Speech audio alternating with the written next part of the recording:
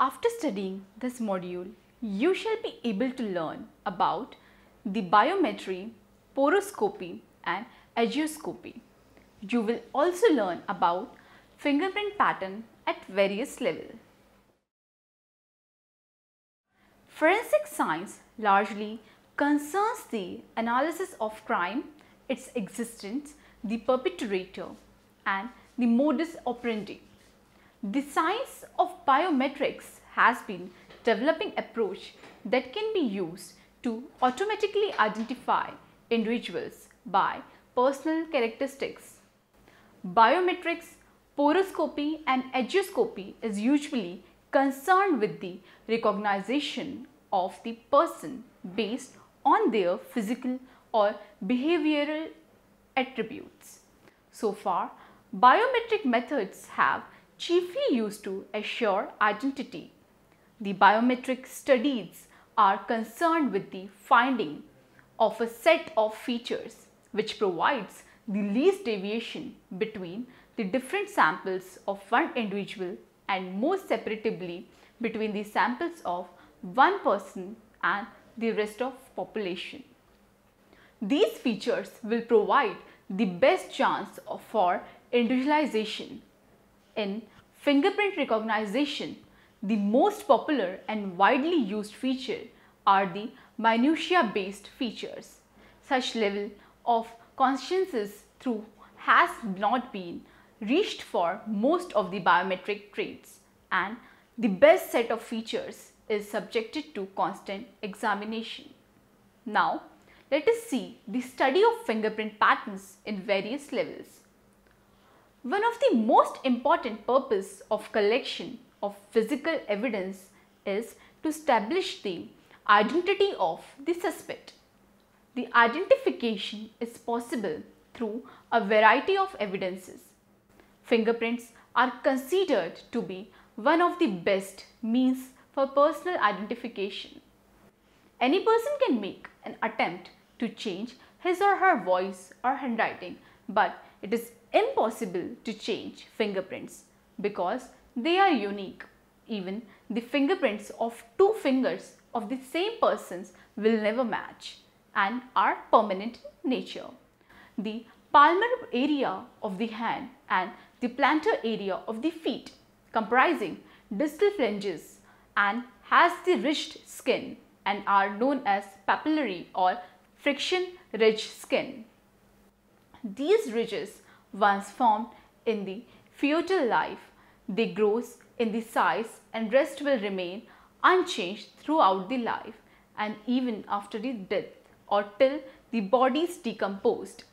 If the epidermis is injured, it regrows very swiftly till the injury has not entered deep into the producing layer of the epidermis. The shape of the ridges on the healed surface will be identical with the pattern as it existed prior to the injury. In 1914, Locard published assumptions in relation to the fingerprint identification and the standards which are used to reassure dependability founded upon the statistical analysis. He presented the sum of the given rules, that is, the certainty of identity becomes beyond debate if more than 12 concurring points are existing.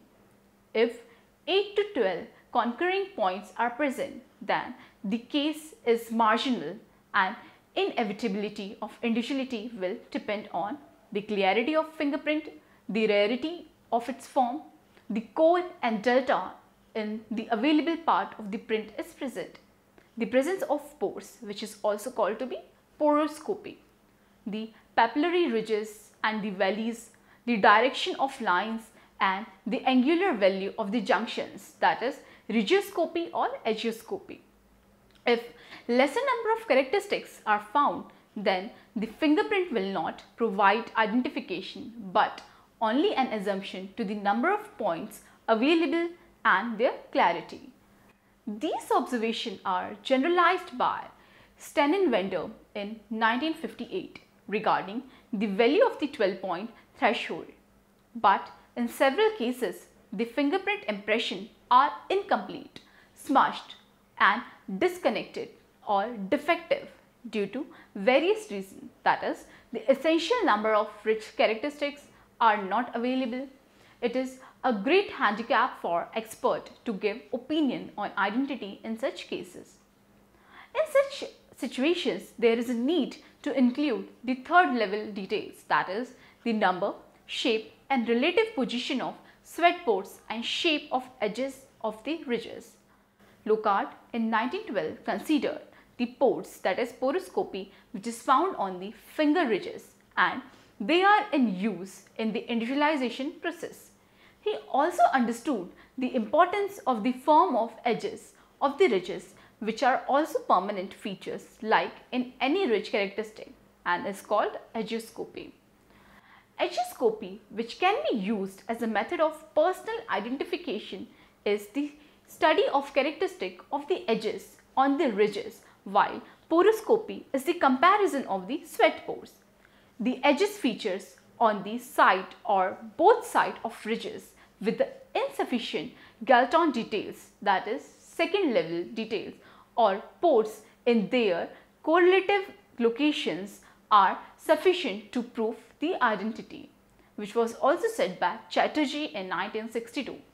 Since very little work is available on the use of edgeoscopy and poroscopy in personal identification, it was thought desirable to make a comprehensive study of partial, smushed or fragmentary fingerprint and set a standard for identification using the first, second and third level details. The outcomes acquired from the above researches are predictable to be supportive in identification, chiefly in those fingerprints in which appropriate number of ridge characteristics or Galton details are not available. Now, let us see a detailed study of poroscopy and edgeoscopy. Fingerprints are the prints formed by papillary ridges at the distal portions or positions of the fingers and thumbs. These ridges of the fingers are formed in 3rd-4th month of the fetal life and accepted for growing in size remain unchanged throughout the life. Prints are generally decisive evidence. Experts' reports should consider 3 important possibilities. That is, the subject made the prints, the subject has not made the prints, the print has insufficient details to be evaluated. The patterns formed by the ridges never change throughout a person's life. Criminals that have been often tried to change or destroy their fingerprints, but they always grow back in the exactly same pattern as if damage is so severe enough they are exchanged by the patches of scar tissue which they form recognizable patterns. Now we have the type lines. The 2 deepest ridges which initiate parallel, diverge and cover the incline to cover the pattern area, or when there is a certain break in a type line, the ridge closely outside of it is said to continuous. Based on the patterns formed by the friction ridges in the center of the finger prints, the patterns are classified into 4 categories: arches, loop, whirl and composite. Arches. Arches are the rarest pattern found in the fingerprint. In this pattern, ridge lines flow into the print from one side, rises in the middle, and the pattern flow out of the print from the other side. These are further of 2 types, that is plain arches and tented arches. Plain arches, the pattern in which ridges enter from one side of impression and flow or tend to flow towards the other side of impression with slight elevation in the center of the small heel. There is no core, no delta. In tented arches, the pattern in which most of the ridges enter from one side of impression flow towards other side like plain arches, but in the ridges at the center have an upward thrust in the shape of the tent, arranging themselves on the both sides of the spine or axis towards which adjoining ridges converge. Secondly, we have the loops, the patterns in which one or more ridges enters from one side of impression, make a recurve and tend to exit on the same side of impression. In this pattern, there is one delta and one core, and loops further are of two types. Radial loop. The loop pattern flowing towards the radius bone, that is towards the thumb of the hand, is called radial bone, which is rare type of pattern. Ulnar loop. The loop pattern flowing towards the ulnar bone, that is towards the little finger of the hand, is called ulnar loop and have one delta and one core. Next we have the whorls, the pattern in which the ridges recurve in circular manner and at least one ridge makes a complete circuit around the point of core. The whorl pattern must have one core, two delta and a recurring ridge in front of each delta. To confirm the pattern as a whorl, the line joining two deltas must touch or cross at least one recurving ridge in the pattern areas. The whorls may be circular, spiral or oval in nature. Next we have composite pattern. When two or more patterns, either of the same or different types, combine to form one pattern, then the pattern is called as composite pattern. These are further subdivided. That is, first one is central pocket loop, the pattern in which the majority of ridges forms loop and one or more ridge recurring at the core of the pocket. Like whorls, at least one ridge makes one complete circuit about point of core and there are present two deltas. But unlike whorls, the line joining two deltas should not touch or cross any recurving ridge in the pattern area. Next we have lateral pocket loop, the pattern in which there are present two separate and distinct overlapping loops with separate shoulders and two deltas. The core forming ridge of the loop often towards the same side of the deltas. In other words, the core line exists are not divided by deltas.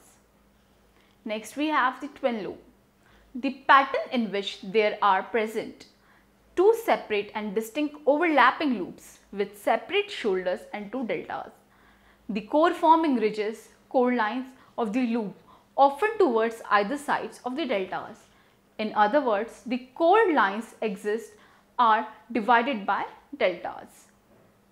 Now we have the accidental pattern, the pattern which is too irregular to be classified in any of the previous pattern is termed as accidental pattern. These patterns consist of combination of two or more than two different types of pattern with two or more deltas. The frequency of loop pattern varies from 65 to 70%. Whorls and composite varies from 25 to 30%. And arches pattern is about 5%, as was said by Chattopadhyay in 1975 and Bandyopadhyay and Drash Sharma in 1995. The pattern arrangement are class characteristics, which forms the first level detail. The overall ridge count and the orientation of the print are other details used in identification process. These characteristics alone do not provide sufficient uniqueness to the print to individualize, although the pattern classification eliminates non-matching pattern and many partial prints found in the criminal investigation are so fragmented that the pattern areas do not show up at all. Thus, identification must be based on more detailed examination of ridge characteristics which are independent of the pattern. This comprises the second level of detail. Some of the features that are studied are ridge ending, bifurcation, dots, enclosures, islands, bridges, lakes, crossings, etc. If sufficient number of these characteristics are found at their correlative positions in the evidence prints and on prints taken from suspect, that is specimen, and if no difference are seen, the prints are considered to be form of the same finger. Every feature can be recognized in terms of different patterns its root and its position with respect to other distinguishable features in the print. These two levels of details are sufficient to establish identity of the print, but there are cases in which the print is too blurred or smudged for identification in the usual way, or the impression is so fragmentary that it discloses only very limited number of rich characteristics. Such prints are chance prints, where variation in condition are so many that some other details, namely third level of details, are examined in such prints. These details include poroscopy and edgeoscopy. French criminologist Edmond Locard discovered the method of establishing identity by comparison of sweat pores, and Palmer and Planter's surface are known as poroscopy. These pores appears as a minutiae opening on the mouth of the ducts of sweat glands. Sweat pores have great individual differences and they are persistent throughout the life, an invaluable series of individual features which can be employed to the advantage of criminal investigation in cases where the record is too incomplete to show definite pattern or different fragmentary to make out even the rich detail with certainty. Certain factors such as quantity and quality of the ink used, degree of pressure applied in taking the inked print, or how an article is touched, the smoothness of the friction skin, etc. affects the visibility of the sweat pores. Now, sweat pores studied on the ridges vary in shape of the pore, size of the pores, position of the pores and number of pores per unit area. The opening of sweat glands, that is sweat pores, are arranged on the ridges of the friction skin, and they can be various shape, that is triangular, circular, oval, rectangular, etc. They may be placed in the middle or the periphery of the friction ridge. Like fingerprints, the shape of pores and their relative position remains constant throughout life, and they are variable in different fingerprints. The size of pores may vary with advancement of age, but their nature and relative position remains constant. Number of pores per unit area can be calculated as the average number of the pores that occur on the given length of the ridge or found within the given area. In the present work, the different features of pores, namely the shape, size, position of the areas of fingers, have been studied in the inked print. Chatterjee in 1962 visioned Edgeoscopy as an identification process where the characteristics of the edges of the ridges of the friction skin would be compared and evaluated. These characteristics are the alignment and shape of the individual ridge unit. The edges of the ridges are so unique and are persistent like ridges and pores. The characteristic of the edges of the ridges do not change during the life of an individual, though their size can vary with advancement of age. Chatterjee in 1962 classified the characteristics of edges of the friction skin into 7 classes, that is the straight edge, convex edge, peaked edge, table edged, pocket edge, concave edge and the angular edge. The types of surface on which these chance prints appear and the kind of ink used affects the visibility of these ridges. To sum up, holistic approaches to identification of the friction ridge surface is required. During the identification, experts presently tend to explain and demonstrate the identification only on the basis of numbers and sometimes the type of ridge characteristics. The holistic approach explains and mentions further aspects. Persistence and uniqueness are the foundation on which the science of fingerprint is based. If this is true for a rich flume and minutiae, it must follow that it also true for other aspects of ridge structure.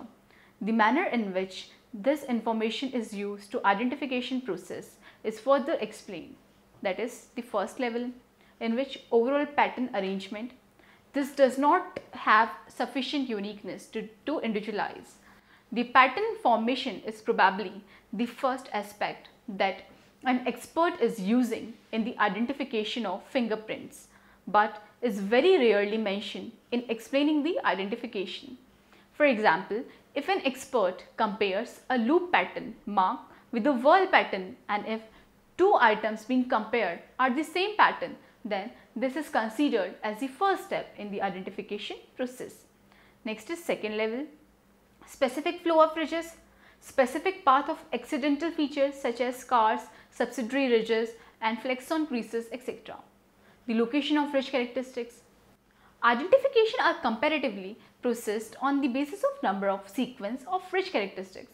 Although ridge characteristics on the subsidiary ridges are sometimes used, the fact that subsidiary ridges appears in two impression is by itself an aspect that could be used in identification process. Fingerprint expert would state that scars and flexon creases are never used in identification process. However, most of the experts agree that they are used in searching and in the initial stages of identification process. All these are aspects of identification process. Most of the experts use number of characteristics and coincident sequences to explain and demonstrate the identification. Next is the third level. Third level detail is small shape on the ridges, that is edgeoscopy, including the ridge unit thickness, thinness and relative pore location, that is poroscopy. Third level detail is always used in agreement with second level. This is the additional aspect that experts are expected to look for. As mentioned, it is used along with the second level. It includes the items mentioned above and adds strength to explain the demonstrate identification and or non-identification with a limited number of characteristics. The expert must evaluate clarity of the print before forming an opinion. Next is biometric performance system. A biometric system can be used as an assistant tool in the forensic scenario for helping on queries against a larger enrolled database. For the query can be helpful to one-to-one or one-to-many search to determine potential matches to a probe forms the gallery, or one-to-one check to verify the identity of an individual. Both tasks are called identification and verification in the biometric research community. In identification, the biometric system searches an enrolled database for a gallery sample matching the probe sample. An ordered list of top n matches may be returned as the possible identities of the probe. The performance of the system in the identification task is measured in terms of rank and recognition rate, which is the rate at which the true association has been included in the top n matches to the probe. Recognition rate is the simplified term for a range recognition rate, where the system returns a single match, the best match, as the most probable association for a probe sample. On the other hand, the verification is a task where the biometric system attempts to confirm the individual's claimed identity by comparing the probe sample to the individual's previously enrolled sample. Verification is based on a decision threshold. The threshold is set by comparing all sample pairs in the gallery.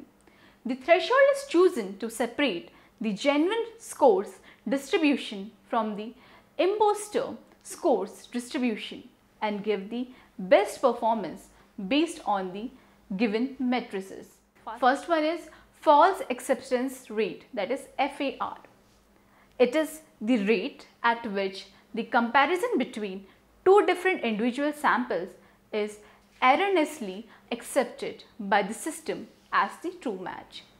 In the other words, FAR is the percentage of the imposter scores which are higher than the decision threshold. Next we have false rejection rate, that is FRR.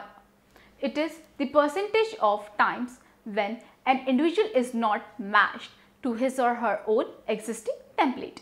In other words, FRR is the percentage of the genuine score which are lower than the decision threshold. Then we have the equal error rate, that is EER. It is the rate at which both acceptance and rejection errors are equal, that is FAR is equal to the FRR.